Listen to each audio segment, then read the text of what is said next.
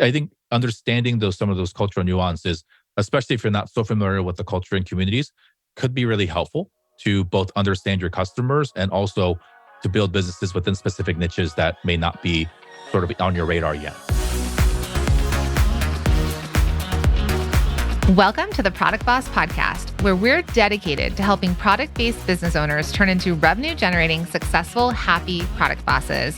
I'm Jacqueline Snyder. And I'm Mina Kunlo-Sitep. Together through digital courses, coaching, and masterminds, we've helped over 50,000 students from startup to multi-million-dollar businesses scale their sales while blending in their dream life. It gets lonely out there in the product business world. We fully believe a business shouldn't be built alone. There's room at the top for all of us. So let's get scrappy and creative together, Product Boss, to be profitable, make more sales, and grow your visibility. Are you ready? Let's dive in. Hey friends, it's podcast recommendation time. This month, we can't seem to get enough of No Straight Path, hosted by the incredible Ashley Menzies Babatunde. Now, she is part of the HubSpot podcast network, just like us, and we can't wait to share what we love about her episode. Ashley's podcast is so inspirational. She does an incredible job helping to shed light on the true stories behind the shiny resumes, social media highlights, and job titles of those who have acquired success. She brings on guests from all walks of life to inspire conversations around what creating success actually looks like, because there is no straight path to success for anyone. Of course, and we truly believe this. She really humanizes success from the millennial perspective. She recently did an episode featuring Laura Lynn Harrig, where they dove into the importance of sustainability building a business, and it was so eye-opening. Yeah, I love that one. Laurelyn was sharing one of the biggest lessons she's learned as a business owner. And one of my favorite things that they talked about was how easy it is to forget that success doesn't happen overnight. Because I feel like as a lot of product bosses out there, they feel like it's taking a little bit too long or that they're falling behind, but they're right where they need to be when creating a successful business really does take time. So, listen to No Straight Path wherever you get your podcasts. Hey, everybody. Welcome back to another episode of the Product Boss Podcast. In place of Jacqueline today, I have a very special guest, and that is my friend, Jerry Wan. He is a new friend of mine. I know she said I wasn't making any friends because I tend to not make friends. But that was if you were in our training the other day. It was so funny. Which brings me to why I brought Jerry on. It is AAPI month, which is Asian American Pacific Islander month. And he is one of my newest Asian friends. And the first time I met Jerry, which was not long ago, I immediately thought, he is so different than me in the way that he is such an instant connector and I'm a not so instant connector, and I'm more of a instant creator in sense. Like I naturally go to creating, he naturally goes to connecting. So I really wanted him to come on here because I feel like with all of our different paths, even, in the Asian American sphere, he's done so many different things. And because he's a natural connector, so exposed to so many different types of businesses, whether it be creators, makers, product business owners, service business owners, the vice president of the United States, all these different people. And I thought, you know what, if he's going to know the patterns of what's going to happen in this world, and especially with the Asian American movement, Asian invasion, if we want to call it that, then this is the person to talk to. So welcome, Jerry, to the podcast. And we're so excited to have you on. Mina, thank you so much for having me. I am really blessed to be here. We go through life making friends, sometimes on purpose, sometimes by accident.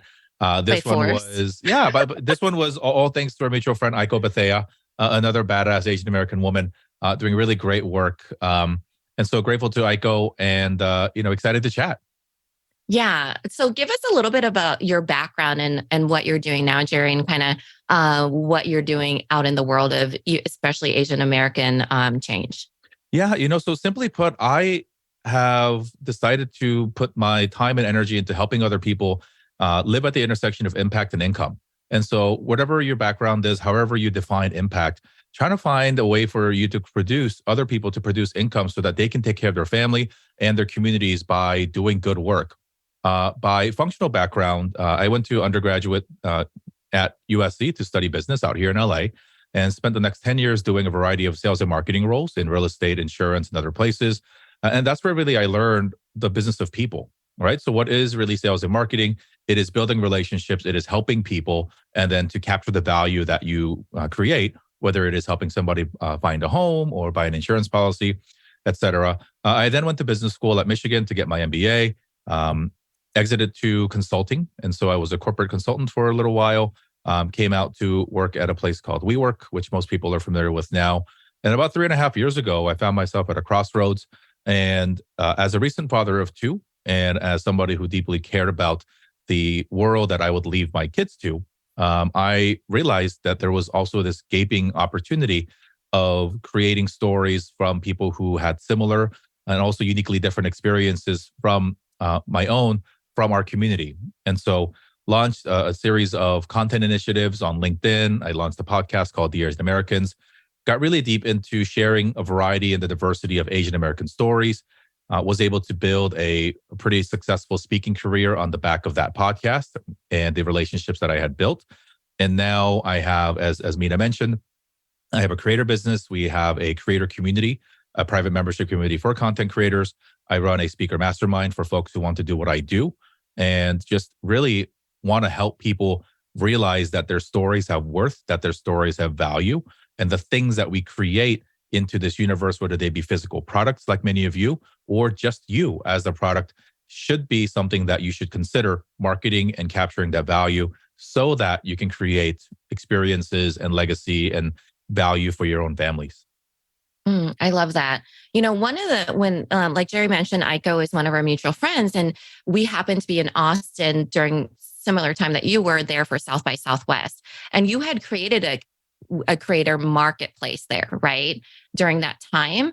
And I'm curious because I think that, in a lot of ways, the Asian culture, we're wired to never rock the boat. This is something we got into even with a previous podcast that I was talking about with Jenny Shea of Sipping Streams, Tico, and she was out of Alaska, right? So even in the product sphere, a lot of times people, whether or not they be Asian American or not, they resonate with me because they don't want to be the face of their brand, or they're not so comfortable talking about it, whether it be culturally like us, where we're wired not to speak up, but they don't know where their voice is.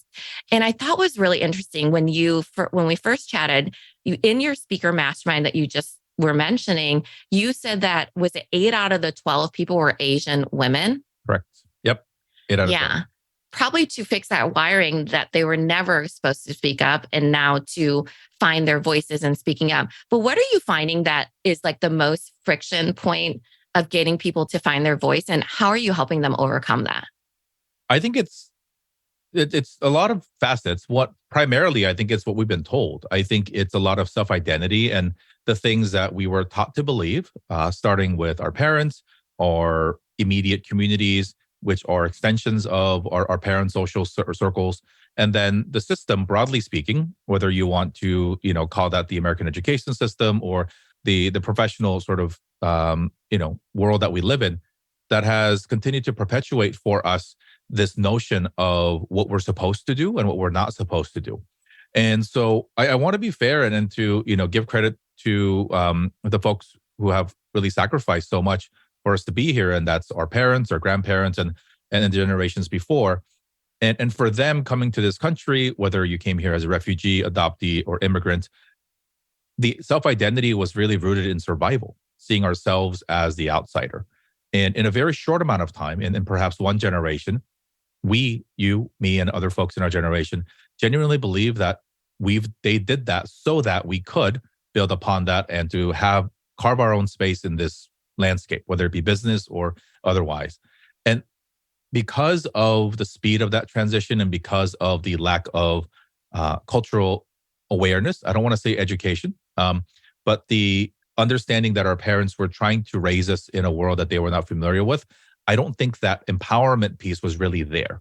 And to further sort of contribute to that, we didn't really have good role models coming up, whether they be entrepreneurs or other speakers that we could look up to, because for a long time, and even still, there's a lot of places in institutional places like higher education and business that don't want people who look like me and you, Mina, to be in leadership positions, right? And so how are we supposed to be inspired by executives when for a long time that was gatekept, right? How are we supposed to look up to politicians that look like us when not so long ago, people who look like me and you legally couldn't run for office, right? Or even vote. And so, I do want to, emphasize the fact that there's a lot of self-belief that needs to be worked on to genuinely believe that our stories are worth something and that there is a great marketplace for our products, our stories, and our businesses.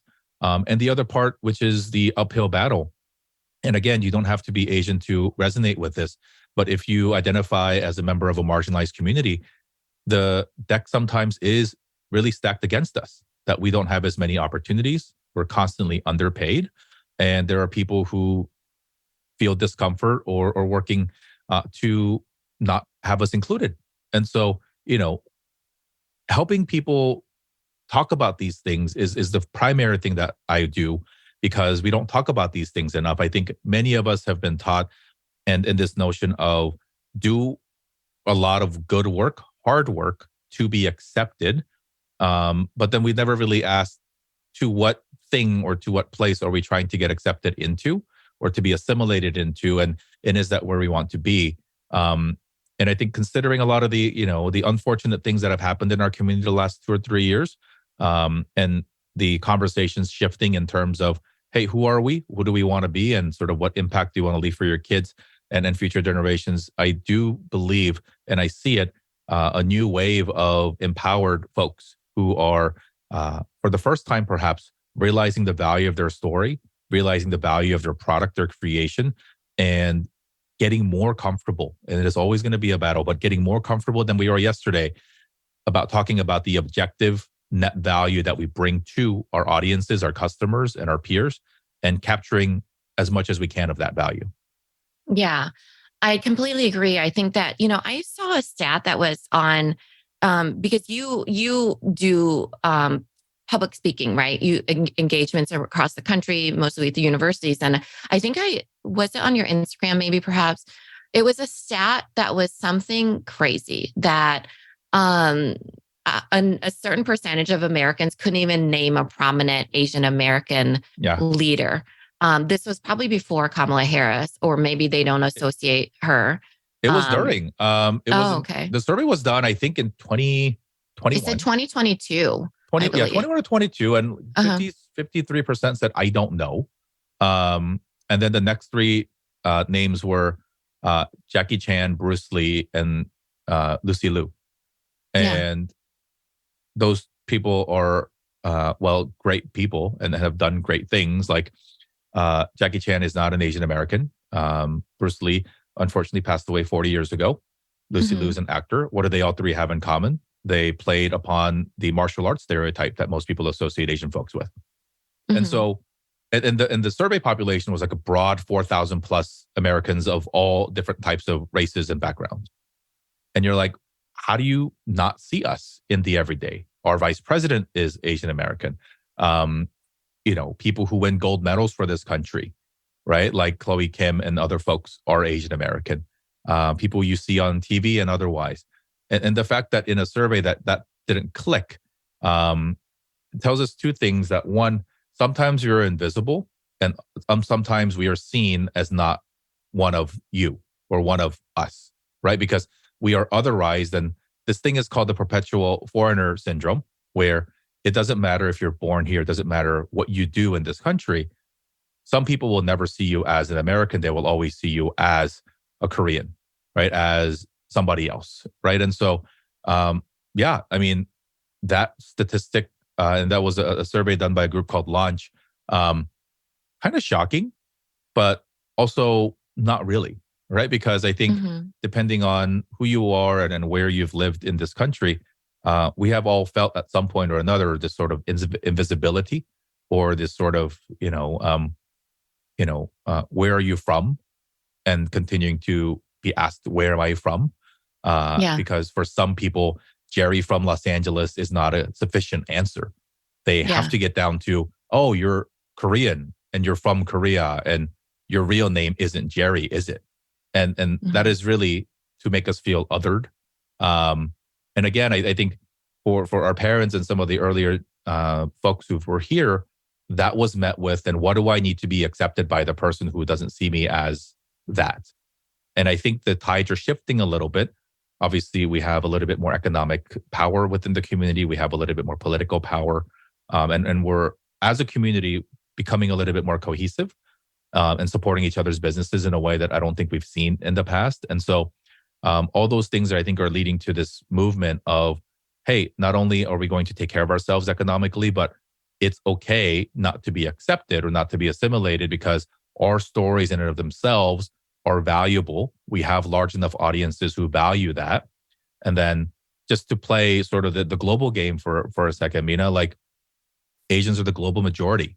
And this is not to make anybody else feel smaller, but somebody could be watching us, me and you, this interview from our hometowns in Asia and feel like they resonate because we can inspire somebody to be us one day, right? And our stories resonate in a way that transcends, country borders or language even.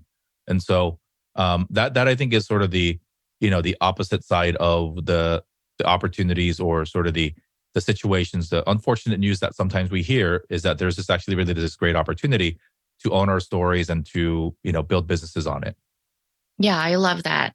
And, going back to a little bit of that marketplace that I was talking about in South by Southwest, one of the things that we find with our community that maybe goes to market or marketplace, let's say in this scenario, is that they're not wired to ask for a sale. They're not wired to sell to people or even to bring up their story, like you had mentioned, and a viable story, but even to, make money in a way where you're not giving it all away. Otherwise you're not generous, let's say, or you're not supposed to sell goods to people, or you're not supposed to ask questions or, ask somebody to look at something, you're not supposed to take up space.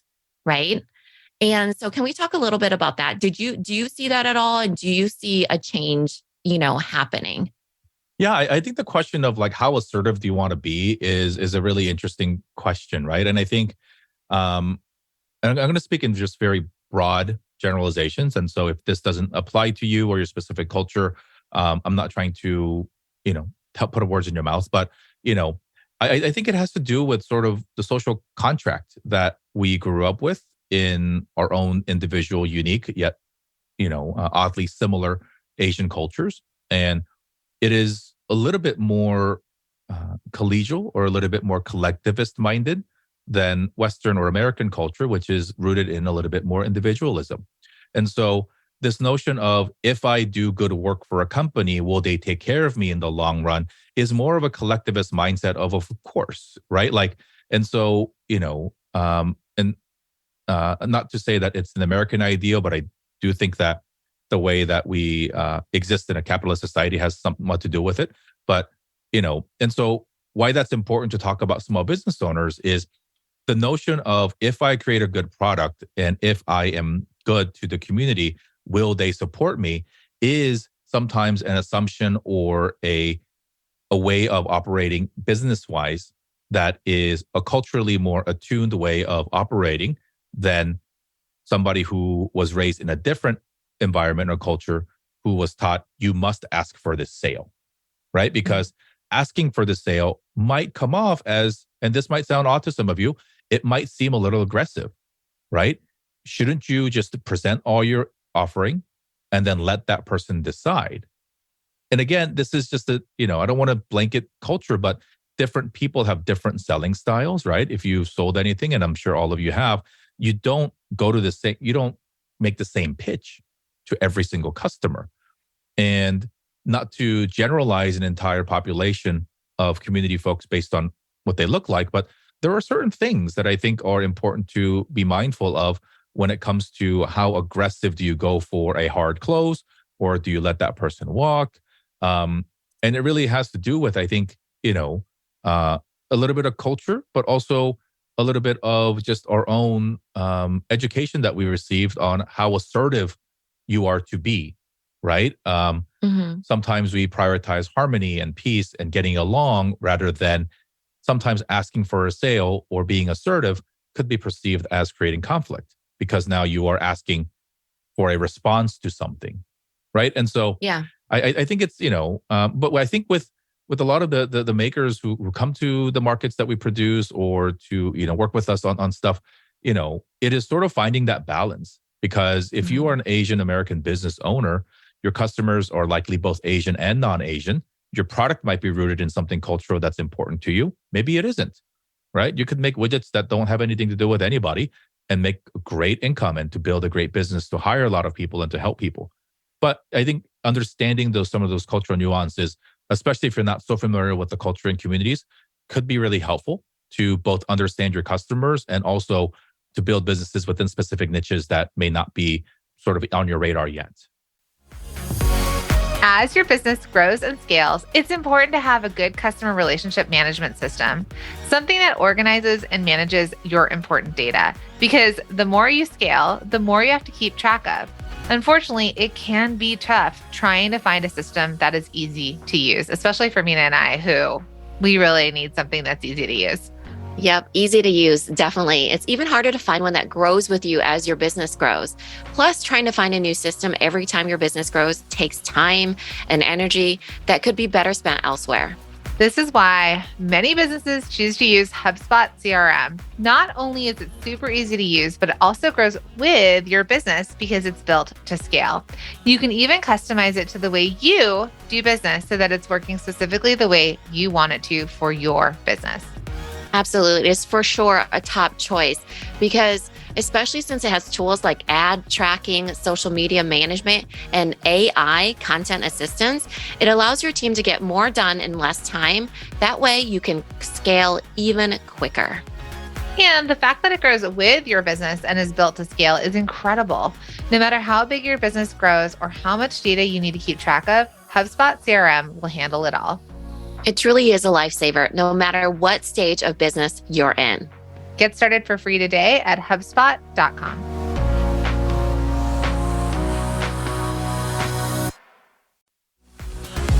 Hey, Product Boss. Okay, this is for you. The other day, we got a message from Lolly asking us if we had a referral for a great inventory management software to help track raw goods and on-hand products that were ready to sell. And you know what we told Lolly? We sure do. Not only do we have a resource for inventory management software, but we have over 308 other business tools and resources that will help you effectively run your product-based business. Now, this ranges from packaging and printing supplies, affiliate management, website and email software, legal resources, video and photo tools, and so much more. You will have everything you need to grow your dream product business today and at no cost to you. Yep, this is totally free, and you can download the Product Boss Ultimate Resource Guide right now by heading to theproductboss.com/resource guide. Again, that's theproductboss.com/resource guide. Now, back to the show. Hi, my name is Marie, and I own Marie Alexandra Studio. I am based in Canada, and I started MSM in February. I have a big launch coming up soon, and for the first time ever in my business, in the 4 years that I've been doing it, I feel prepared. I feel like all of the things that I've heard about or wanted to know about are covered in MSM in a clear and concise way. These ladies speak my language, and finally, I feel like I've found the people that I needed to find. Yeah. I'm going to give everybody that's listening a little bit of tough love because I agree with everything that Jerry was saying. Here's the thing though. So because we're wired in a lot of ways to work hard and present ourselves, present our products, and then supposedly the people will come. Supposedly that will attract the right people. Here's the thing that's been wired into us, right? But the tough love here thing is that if you don't ask, you're never going to get an answer. Yeah. If you don't ask, you'll probably become invisible. Guess how I know? I'm a professional like being invisible, right? In an all white state, right? So we were taught always to assimilate, to blend, to never call attention upon ourselves, never look people in the eye, don't ever ask questions, all those different things. And I do think that as a business owner, in order to step into the role of you actually do need to sell your goods, you're going to have to take on a persona that allows for you to extend the invitation for someone to buy from you. Whether that's considered aggressive or not, you're going to have to ask the question, would you like to buy this? Would you like me to set this aside for you? Otherwise it leads to invisibility and no answer and a hope and a prayer that somebody's going to be like, oh, I really want to buy this, which could work out in a lot of ways because, I think for even in the Asian culture, like I'm afforded opportunities simply because I did work hard. Now, does that work in all scenarios? I'm not sure, I don't think so, but it's also not just in a transactionary sense, but if you're trying to negotiate something, right? And so, for how I make the primary of my income and teach other people, it's in speaking engagements. And, sometimes I work with speaking bureaus that negotiate on my behalf. Other times I negotiate for myself. And do you take that first offer? Right. And when you're getting started and when you're just taught to be so grateful for every opportunity and to counter offer seems offensive because they offered you this money, shouldn't you be just gracious and take it? And again, you don't need to be an immigrant or a refugee to have these mindsets. These are all things that many of us are taught just to be grateful. But you can be grateful and demand fair pay. You can be grateful and make sure that you're maximizing the income for your family while doing the same amount of work. Yeah. Right. And fair pay. Let's shoot for the sun here. We want you to make as much money as you possibly can. I want to read a quote from you, which I really, really loved. I couldn't get it on my computer, but I'm pulling up my phone, everybody. Okay. So you said, the American dream is not limited to what our parents wanted from us. I don't know if you remember even saying that, but I loved it because I thought, that is so true. We sometimes carry the baggage generation after generation after generation. And we think that there's an American dream that our parents wanted from us. And it is true, but that it's not limited to that. Right. And you have two girls, right? Do you have two girls too? A boy and a girl. Oh, boy and a girl. Okay. I have two girls. They're both Asian, right? Yep. Okay. And so they're going to be left to a different world. And our version of American dream is different from even our parents. So can you speak on that a little bit of it being not limited to? Because I think that probably similar to both of us, we grew up with this version of what we thought they wanted from us. Sure. And you do carry that as an immigrant or a firstborn American even. Yeah. I think it's two things, right? And so the things that our parents have, again, I'm going to generalize, but the things that were acceptable as career options for many Asian Americans, and you probably know the stereotype, even if you aren't, are professional degree-based things like doctor, lawyer, engineer, things that require... Could have listed those off. But for you, it was to be them. For me, it was to marry them. That's unfortunate. And so, again, like it's difference there. Gender adds a different layer. Yeah. But thinking about where those things came from, right? And so in the aftermath of war, in the aftermath of hunger and just instability back home in our home motherland, traditional education was one of the most surefire ways to get out of whatever terrible situation your families were in. And so, of course, they would tell us in an opportunity late in a country like America where, wait, you can be a doctor and go to a school like Harvard? Why wouldn't you do that? Because I didn't have that opportunity. What I don't think our parents understood or even still understand to this day, unfortunately, and we as parents also have to check ourselves, is what are the basis or the assumptions that we are coming in with, right? And so, I was born in 1983. We came here in 1992. My parents had to shift, and I don't think they did very well. And many of our sort of similar generation parents didn't either. They had to change or to view parenting in two different major tectonic changes, intergenerationally, because they had to raise younger people in an ever-changing world with technology and internet and all these things they didn't have, but also intercontinentally, where the culture was so different, right? And so that's really hard, right? Like Americans raising children in America is hard enough. And then to imagine for many of you who have young children, picking up right now, going to a country where you do not know the language and culture, and what do? And also, you don't have your smartphone and your internet to Google everything. you just do what you know works in your heart, which is traditional education can get you out of or find stability for you. And so the challenge for me and the opportunity for me, as it was to you, Mina, and all the other parents who are listening, is how the hell do you raise your kids to be successful or at least happy in an unknown unknown? We don't know what the world's going to be in 20 years. We don't know what the technology is going to be.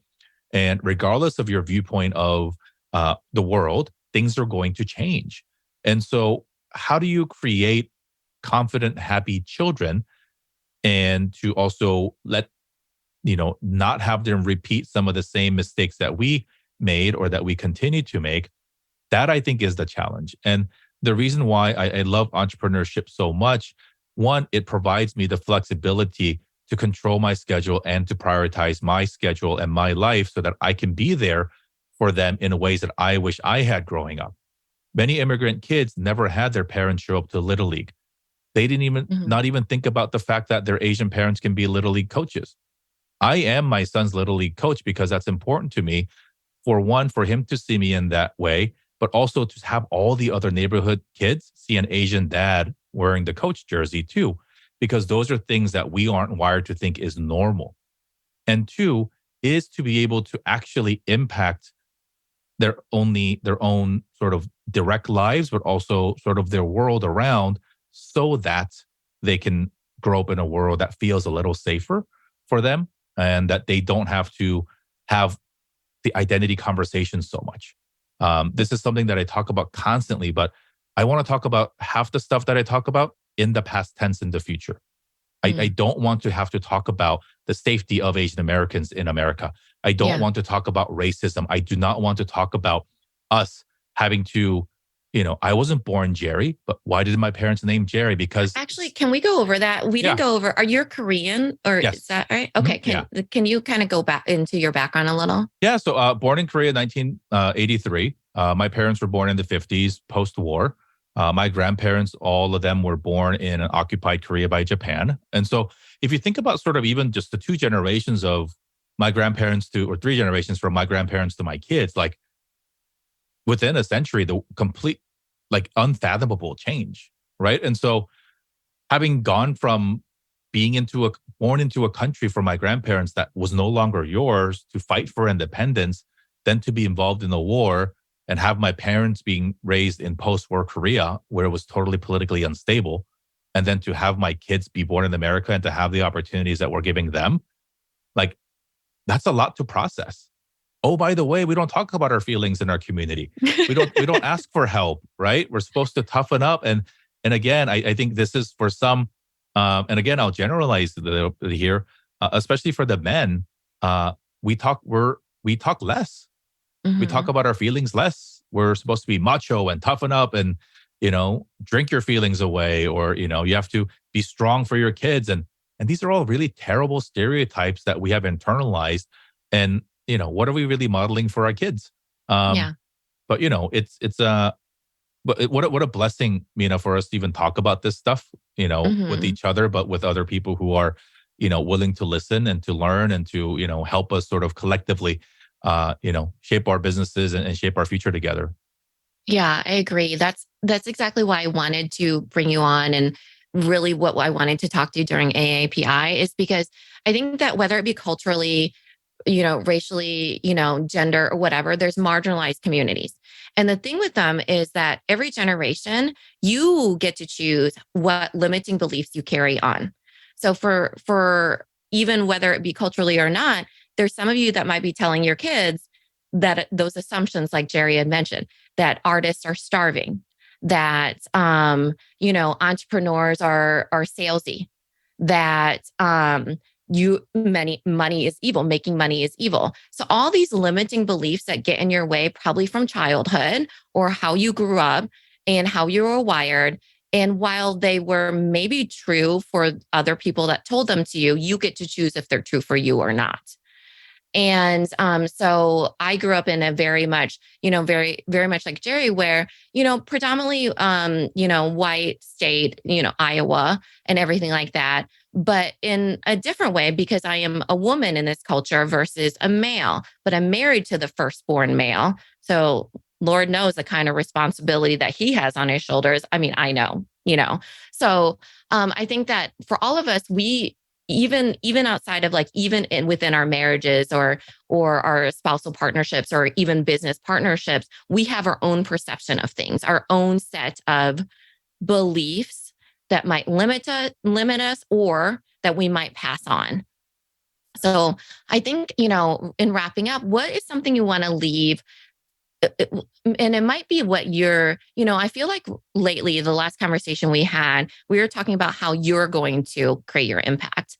So, and you kind of figuring that out, right? So what is it that you want to leave with our audience that you want to kind of maybe, I don't know if it's advice or whatever it is, like, what is it that you want to leave with them? Thanks for sharing that. I think to sort of add to your point, getting rid of the self-limiting beliefs and to instill new beliefs in ourselves is the great first step. But we, those of us privileged enough to take action, actually have to do our parts to make sure that those opportunities become a little bit more concrete for people. And so wouldn't it be nice if everybody had fair opportunity at business, at life, at education? That's not true today. And so however you define that, you need to make sure that if you want your kids to have, like, we can do our part to make sure that our kids have all the confidence in the world. But if they're going to get rejected for simply the way they look, that's not going to help them. Right. And if they're not going to feel safe to exist in this, whatever you are, wherever you are, as themselves, that's something that we need to do tangibly and tactically to make sure that our confident children can take advantage and to act on their confidence. And so that's my ask for everybody. I think, if this is the first time and you might be thinking, hey, Mina, I listened to this podcast to learn about business. And what are we talking about today, right? This is important. And this is a daily lived experience for so many of us who, while we may seem privileged and while we may seem totally fine on the outside, there are daily concerns and things about our own physical safety, about our existence. Not too long ago, Asian people were legally barred from entering this country. Asian people were legally barred from marrying other races or even simply to exist. Within one generation, people's grandparents were taken to camps in this country. And so this isn't history we're talking about. This is recent history. And some of it one might generation still go on back today. Right. And so we're trying to run businesses. We're trying to compete in the open marketplace and to create impact in addition to all this other stuff that we have to worry about. And so just, take an interest, not just in the cool things that we sell to you, not just in the content that we create that you can consume, but really to think about our history in this place, your neighbors, your cousins, or maybe even your family, the person that you marry that we don't really talk about, and to please, advocate for us if you have privilege, if you have different sorts of privilege, and to, continue to ask questions. And I think that's the best advice that I can give. We are taught a lot of things by, again, our parents, our societies, sometimes religion, sometimes other things, to think some certain ways about different people. The best antidote to that is to ask questions. Ask authentic, genuine questions about people's backgrounds, about the way they think, and all these things. And voila, I guarantee you that will also mean that you will become a more thoughtful and more inclusive and better business person. I can't guarantee it, but I'm pretty sure you'll make more money being more open-minded and having better relationships with people. And you can create more impact in the world that you want to, whether it is through your business or your family, because that's all it is. We're just a bunch of human beings trying to get through this thing called life. We all come from different places and we're all going different places. And to better understand each other by asking questions. And that's what Mina and I have done for the last 30 minutes, right? Just asking each other questions and responding to them so that hopefully you can get to know me and us as a community a little bit better to help, again, however you define impact, however you define income, want to increase both of those and to increase where those two things intersect. Oh, I love that.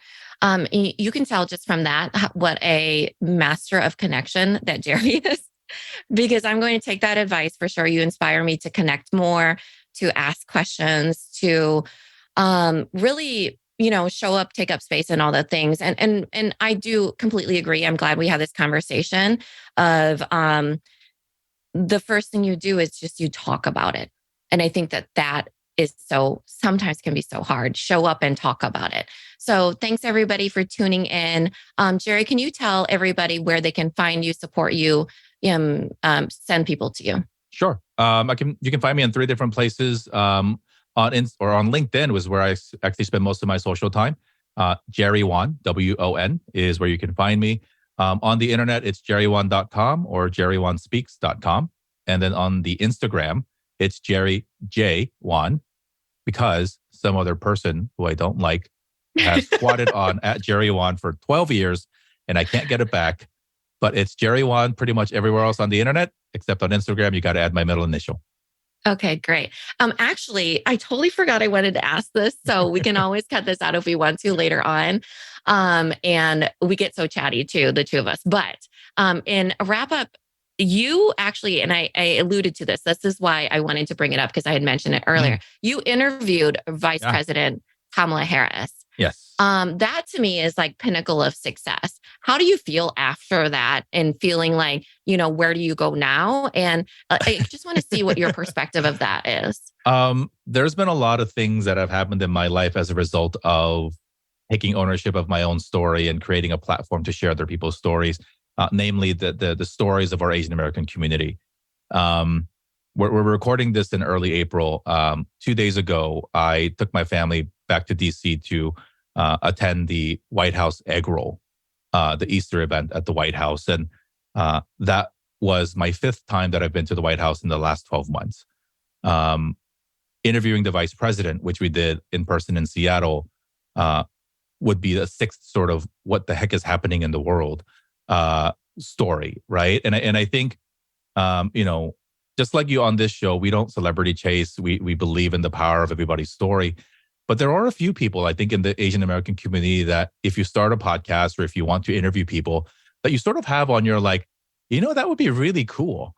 I don't think anybody ever says it out loud, that ambition.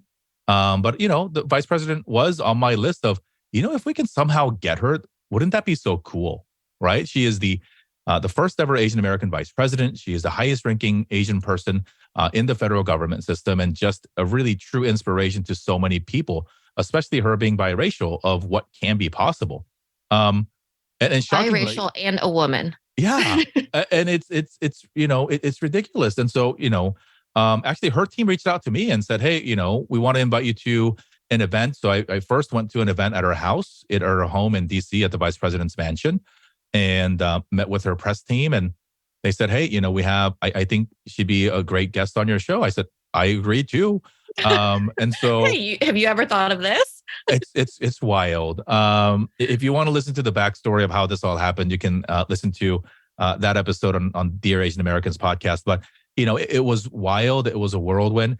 And in retro, because when it's happening, it's just, you sort of, it happens so quickly. You just go, what the heck just happened? But I am becoming more comfortable speaking objectively on this too. But it's bigger than me. It's bigger than us on this show. It will mean so much, particularly to young Asian women, young Black and Asian women who see her in a way that we did not have people in our lives to look up to. The fact that I have had her on my show is just bonkers, because the idea of the show, the idea of believing in the story as a business or as a podcast as a business was just an idea not too long ago. And to be able to do that and have the universe stars align where I had a show at the time we had our first Asian American vice president, and for her team to be knowledgeable about my show and to invite her, it's wild. And then what about your kids too? Because I imagine my kids' brains would explode. So they're too young. They're too young to conceive? I think the 6-year-old sort of gets it. And so, I had been invited to a few events at the White House before, and it was always just an adults only dad gets to go. And so, this week when we got a chance to bring the kids, to take a family of 4 from LA to DC with 48 hours notice on Easter weekend is neither logistically or financially easy, but we said, hey, when else are we going to be able to do this? Right. And And so, is it cool? Yes. Do I get super emotional just thinking about it? Yes. Do I want it to, so here's, I think, the thing. I don't want it to be, by the time they get older, and maybe have kids of their own, I do not want it to be a big deal that Asian people get to go to the White House to celebrate Easter. I do not want it to be a big deal that there's an Asian American vice president. I want it to be normal. I do not want people to make it such a big deal that I have an Asian American podcast that had an Asian American vice president. And the only way we can normalize that and have it not be a big deal is for there to be 20 of me, is for there to be 50 of you, for there to be hundreds of shows, and to have people who look like us in all leadership positions of government, politics, and anywhere else, so that we stop celebrating the first, that we stop celebrating the only. The only remedy to that is volume. And so that's why all this matters, because the engine that's going to drive a lot of this is economic empowerment, which is in this country, in our communities, rooted in entrepreneurship. And that's why all of you who are listening to this is critically important to even my own success, because it is objectively cool, but I do not want to be the first. I do not want to be the only. I know it's cool, but I do not want to be that. I have this weird dream of mine, which is for my kids to grow up and to genuinely ask me, why was it such a big deal for you to do all the things that you did? Isn't it just normal for people who look like us to be in those positions, and then to, share their stories? And so, I think we're living through, not a moment, but a movement. We see movies like Everything Everywhere All at Once. Even this weekend, Beef, the Asian American show, is #1 in the country. Like, everybody's doing their part, and entrepreneurs got to do our part too. Super duper cool. Yeah. And so, Yeah. I think when I was mentioning earlier about you, I was talking about how we happen to be talking about like negative feedback or something like that. And I mentioned how I was going to have a podcast interview with you, and how I think of you as very much a trailblazer. And I don't know if I would consider myself that, but somebody in the comments and I would say that, in my mind, I'm not so much a trailblazer in the sense that I think of it, more so like I want to change how my daughters, two little Asian girls living in Iowa, what is represented to them and what they do in this world and what they think is possible and all these different things. And then somebody said, but you are a trailblazer, right? Yeah. And so I completely agree. I think it's awesome. I think that you are so much of a trailblazer. I mean, having, whether I get what you're saying of that eventually it'll be normal, it won't be as cool. I mean, when parents do things, it's never as cool anyways. But I think it's very significant. And I want you to know that you doing that and putting that on your platform and doing something that like so magnified is going to be something that knocks down a whole bunch of dominoes, that gets people into rooms, that shows different people on TV, that molds younger generations and minds. And that is so cool. So eventually that our daughters will be like, meh, that was all right, but for right now, it's definitely amazing and incredible and unthinkable in a lot of ways. So just, pat yourself on the back for that. For as long as you can. No, thank you. It's this balance, I think, of humility, of having done something that I think is important in the world, but also objectively admitting and accepting, like, hey, that was cool. And, not many people get to do that. I started my show just before the pandemic in March of 2020, when the sitting vice president was not Kamala Harris. I had no idea she'd be in that role. And when she was elected, then I said, this is crazy, but what if? And then it happened. And you're like, holy crap. Like, we have audio and video of it. It happened. It will live, forever on the internet. And how cool. And so, and again, it doesn't really matter what she said or what I said. The coolest part is that it happened. Right. And so, and the fact that she's in that role. And so, no, thank you. I think, and that next generations can see that, I'm sure she had a wonderful message. It was getting so late, I didn't listen to the full thing.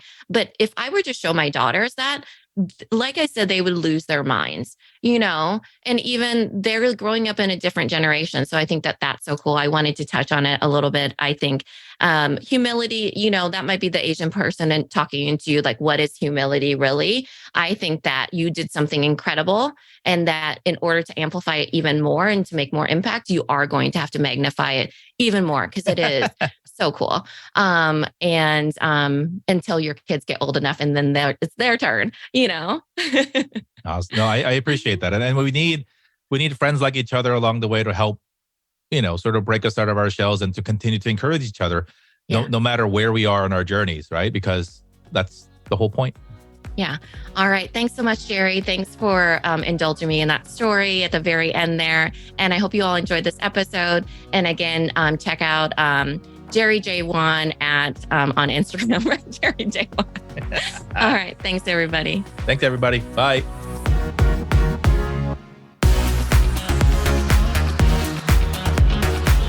Thank you for being here and listening all the way through the Product Boss podcast.